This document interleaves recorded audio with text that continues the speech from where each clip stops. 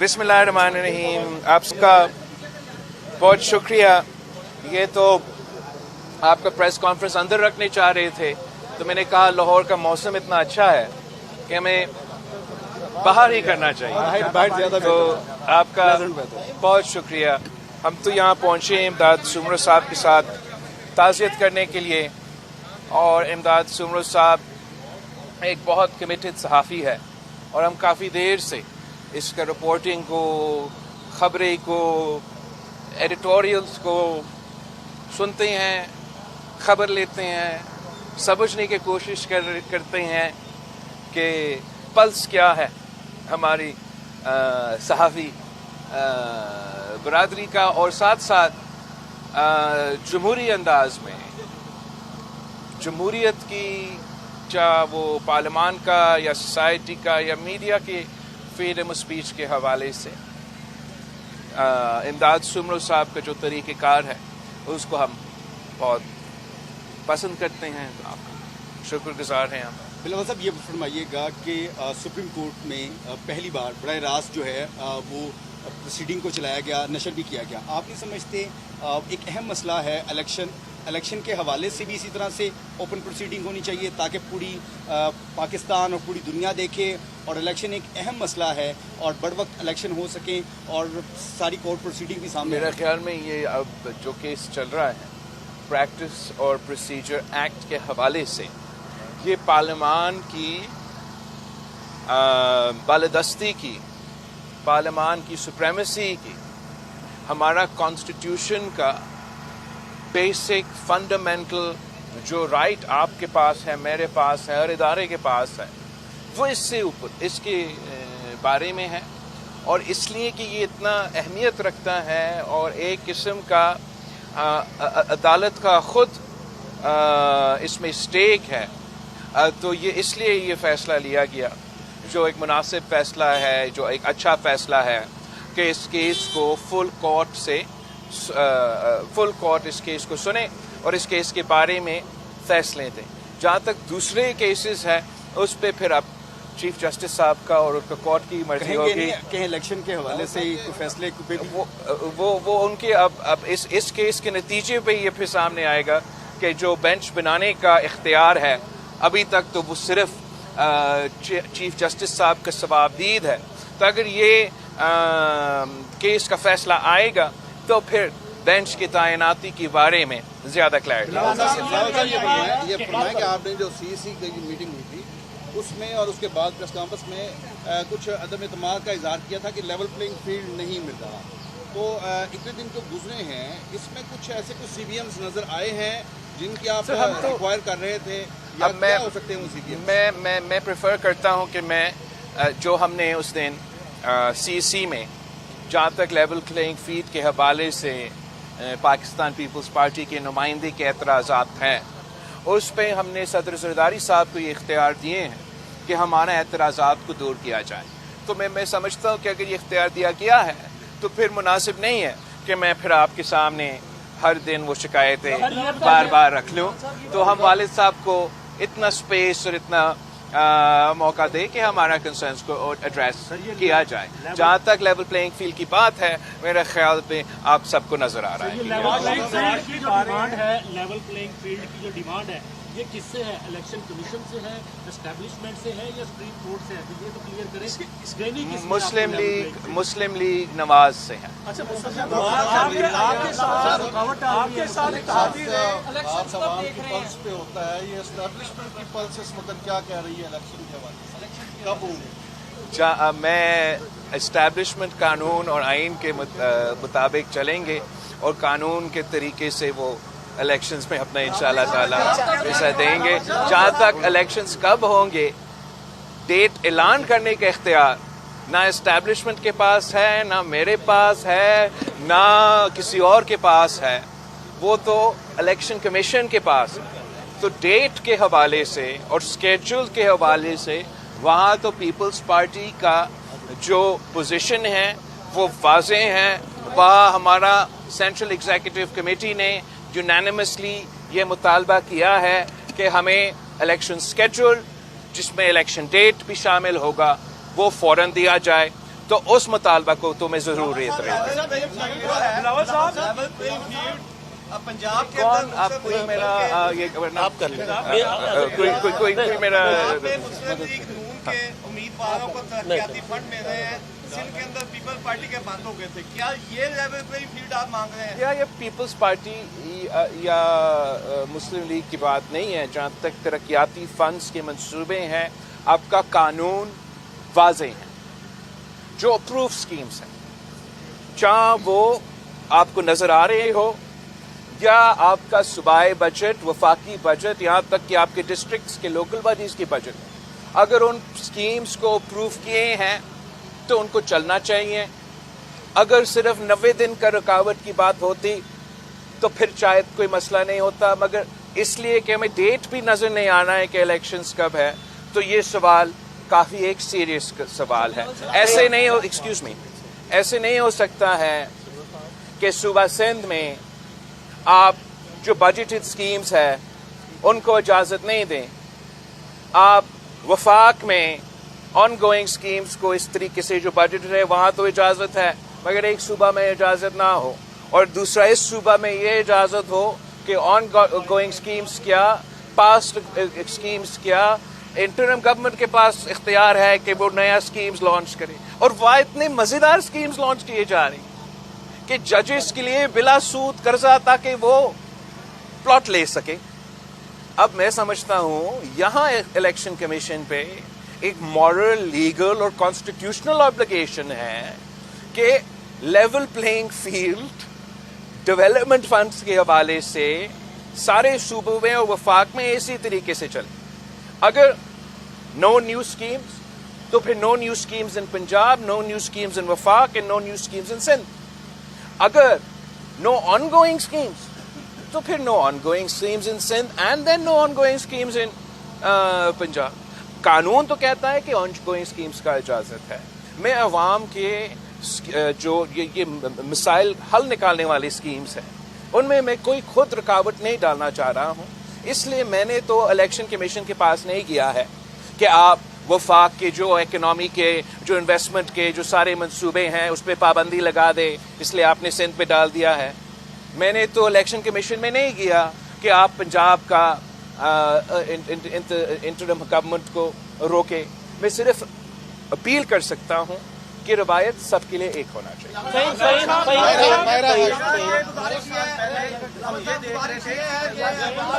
Can't hear everybody. ایک minute دے جاؤ. I can't answer 4 people at the same time, sorry. یا فہیم اس کو کر دے دو یار، آپ کرو. بلاول صاحب یہ بتائیے گا کہ 2 سال پہلے ہم یہ دیکھ رہے تھے کہ پیپلز پارٹی اب کے جو الیکشن ہے اس کے حوالے سے پلاننگ کر رہی تھی. بلوچستان میں بھی گروپس بن رہے تھے، لوگ آپ کی پارٹی میں شامل ہو رہے تھے، جنوبی پنجاب میں لوگ آپ کی طرف آ رہے تھے. ایک دم ایسا کیا ہوا کہ وہاں پر بھی لوگ آپ کی طرف آنا رک گئے، جنوبی پنجاب میں بھی آنا رک گئے، اور اب الیکشن قریب آئے ہیں تو اب کرپشن چارجز اور مختلف قسم کی چیزیں. میں آپ کا سوال کا بہت شکر گزار ہے. اس لیے میں چاہ رہا ہوں کہ جو کردار کشی اور پراپیگنڈا مہم چل رہے ہیں میڈیا پہ، جو کسی ایک جماعت اس میں تو بہت ماہر ہے، اس پہ آپ دھیان نہ دیں. جہاں تک پاکستان پیپلز پارٹی کی شمولیت کی بات ہے، چاہے وہ بلوچستان، ساؤتھ پنجاب یا یہاں پنجاب کی بات ہو، ہر دن کوئی نہ کوئی شامل ہو رہا ہے. نہ کوئی کمی، نہ کوئی رکاوٹیں، نہ کوئی اس میں کوئی مجھے مسئلہ محسوس ہو رہا ہے. ہاں، کوئی بندہ جو بلوچستان میں اپنے آپ کو پیپلز پارٹی میں شامل کر دیا، پھر اس نے اپنے آپ کو پاکستان پیپلز پارٹی سے نکال دیا. نہ ہم ان سے ریکویسٹ کر رہے تھے کہ آئے، لیکن اگر کوئی کہتا ہے کہ ہم کو روک تو نہیں سکتے، اس کو اس طریقے سے پیش کیا جا رہا ہے کہ پیپلز پارٹی کا کوئی مسئلہ ہے. اس میں ایسے کوئی ہمارا اعتراض نہیں ہے. جہاں تک نیب کے کیسز کی بات ہے، یہ سارے کے سارے 100% تمام پرانے کیسز ہیں، پرانے بنے ہوئے کیسز ہیں جو چلتے آ رہے ہیں، جو اس الیکشن پہ کوئی اثر نہیں کرتے. آپ کو وزیر خارجہ رہے ہیں ماشاءاللہ، افضل بھائی، وزیر خارجہ کے دوران آپ کو کن مسائل کا سامنا کرنا پڑا اور کن کن ممالک سے ہماری دوستی بہتر ہوگی؟ بالکل، مجھے یہ اعزاز ہے کہ میں ملک کا سب سے نوجوان وزیر خارجہ رہا، اور میں اپنا جو 16 مہینے میں جتنا مجھ سے ہو سکا، جو میں کر سکتا، میرا تھوڑا جتنا بس کی بات تھا میں نے محنت کیا. اور پاکستان کے تمام جو allies ہیں, جو ہسٹورک allies ہیں, ان سے بھی رابطے بحال کیے. کچھ نئے ممالک سے پہلی دفعہ وزیر خارجہ کا ٹرپ ہوا, اور میں اس محنت پہ فخر کرتا ہوں. آپ نے دیکھا ہوگا کہ کل ایک خبر آیا تھا جو میرا خیال میں بہت اہم ہے, اور اس کو زیادہ جگہ ہمارا میڈیا میں ملنا چاہیے. ہمارا جو انٹرم فارن آفس ہے اس کو نہ صرف نوٹ کرنا چاہیے, اس پر آپ واضح بیان آنا چاہیے کہ جو کینیڈا کے وزیر اعظم نے اپنا پارلیمان میں الزام لگایا کہ بھارت نے ایک کینیڈین شہری کو, سکھ کینیڈین شہری کو کینیڈا میں قتل کیا ہے, یہ ایک بہت بہت بڑا الزام ہے. اور میرا خیال میں دنیا کے سامنے اب بھارت جو ہے وہ ایکسپوز ہو چکا ہے.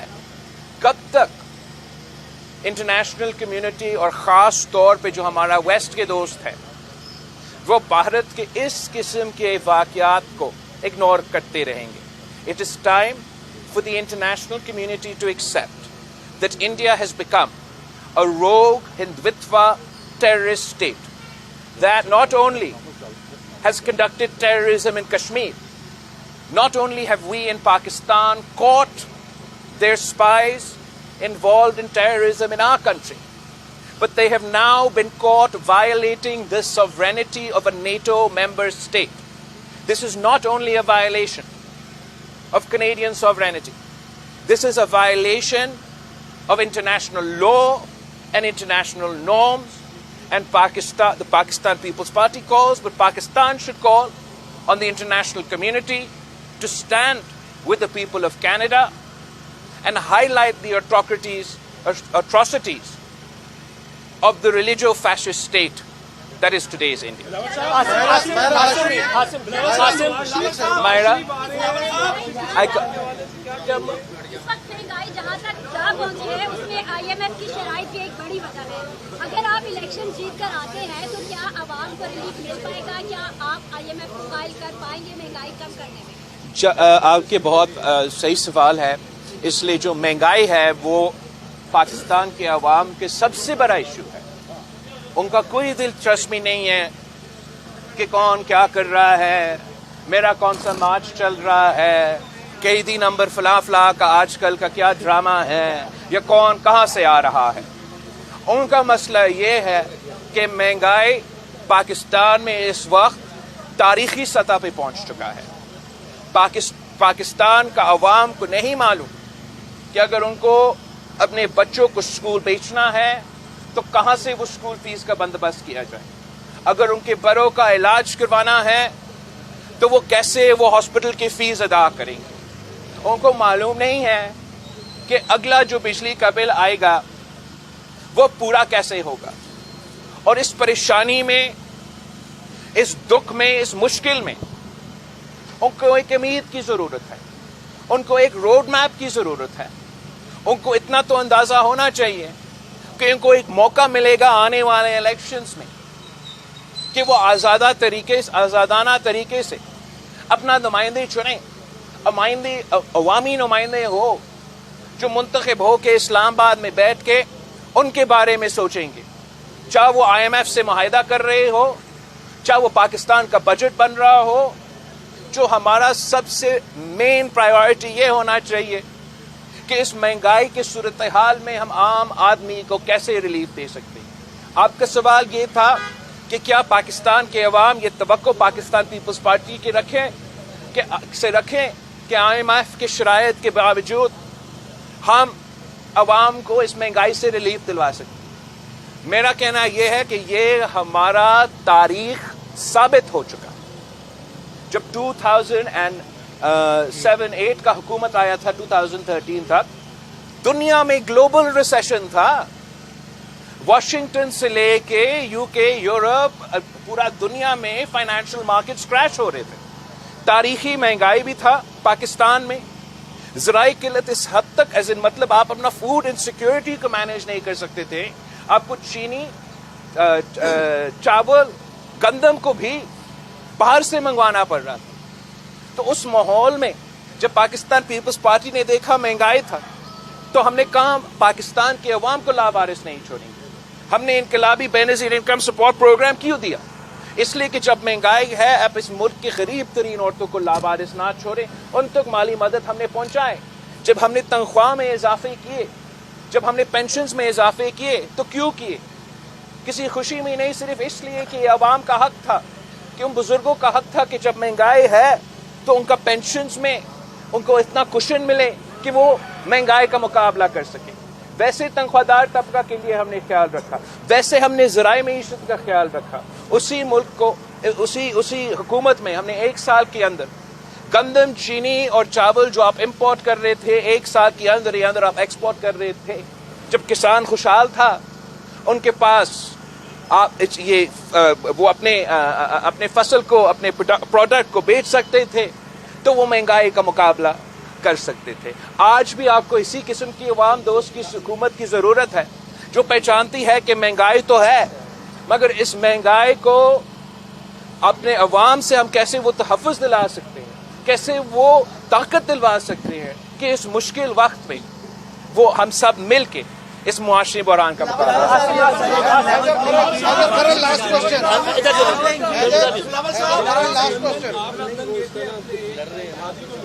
वो 21 अक्टूबर को वापस आ रहे हैं नवाज शरीफ। एक तो आप उनके इस्तकबाल के लिए जाएंगे, नंबर 2 उनके ऊपर सजाएं हैं। आप क्या समझ रहे हैं कि उन्हें जो सजाएं थी उनका तो मौक़िफ़ है कि वो तमाम सजाएं ख़त्म हो जानी चाहिए और वो बेबुनियाद है।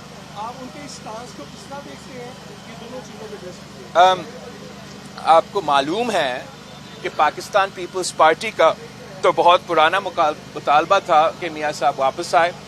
तो अब अगर मियाँ साहब ने अपना वापसी का डेट ऐलान किया है तो ऑब्वियसली पाकिस्तान पीपल्स पार्टी उसको वेलकम करेगा। पाकिस्तान पीपल्स पार्टी ये चाहती है कि बिल्कुल मियाँ साहब वापस आए। जहाँ तक केसेस के सवाल हैं, हम भी अपने केसेस को फेस करने के लिए तैयार हैं। आई एम श्योर कि मियाँ साहब अपने केसेस को फेस करने। आखिरी सवाल आपने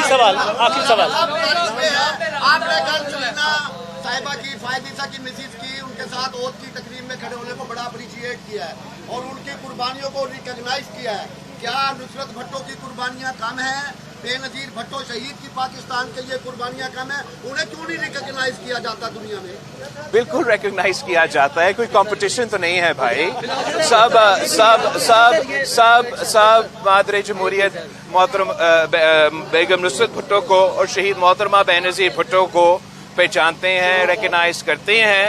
और मैं समझता हूँ कि उनकी जिद्दोजहद की वजह से, उनकी स्ट्रगल की वजह से हम वो कल सीन्स देख रहे थे कि एक जज साहब जब वो अपना ओथ ले रहा है तो वुमेन्स एम्पावरमेंट और वुमेन्स की हैसियत हमारा सोसाइटी में अब इतना प्रोग्रेस किया गया है कि वो साथ ओथ ले लेते हैं। तो आई थिंक अच्छी की बात है।